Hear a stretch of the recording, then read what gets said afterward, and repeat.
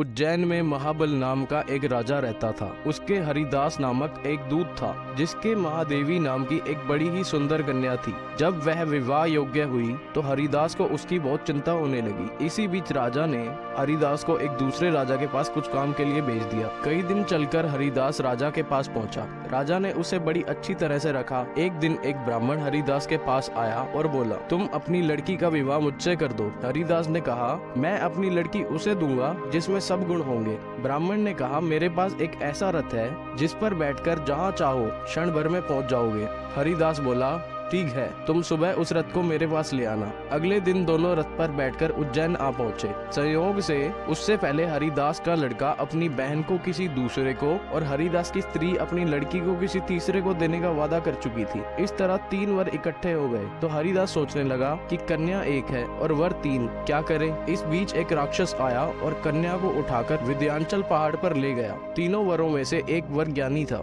हरिदास ने उससे पूछा तो उसने बताया कि वह राक्षस विंध्याचल पहाड़ पर रहता है और वह कन्या को अवश्य ही उस पहाड़ पर ले गया होगा। तो दूसरे ने कहा, मेरे रथ पर बैठकर चलो, जरा सी देर में वहाँ पहुँच जाएंगे। तीसरा बोला, मैं शब्द वेदी बाण चलाना जानता हूँ, उस राक्षस को मार गिराऊंगा। वे सब रथ पर चढ़कर विंध्याचल पहाड़ पहुँचे और राक्षस से लड़कर उसे मार गिराया और लड़की को वहाँ से बचा लाए। इतना कहकर बेताल बोला, हे राजन, अब बताओ कि वह लड़की उन तीनों में से किसको मिलनी चाहिए। राजा ने कहा, जिसने राक्षस को मारा उसको ही मिलनी चाहिए, क्योंकि असली वीरता तो उसी ने दिखाई, बाकी 2 ने तो मदद ही की है। राजा का इतना कहना था कि बेताल फिर से पेड़ पर जा लटका और राजा फिर उसे लेकर आया तो रास्ते में बेताल ने अपनी छठी कहानी बतानी शुरू की। दोस्तों, अगर आपको यह वीडियो अच्छी लगी हो तो इस वीडियो को लाइक और अपने दोस्तों के साथ जरूर शेयर करें और आगे की कहानी सुनने के लिए हमारी अगली वीडियो पर क्लिक करें।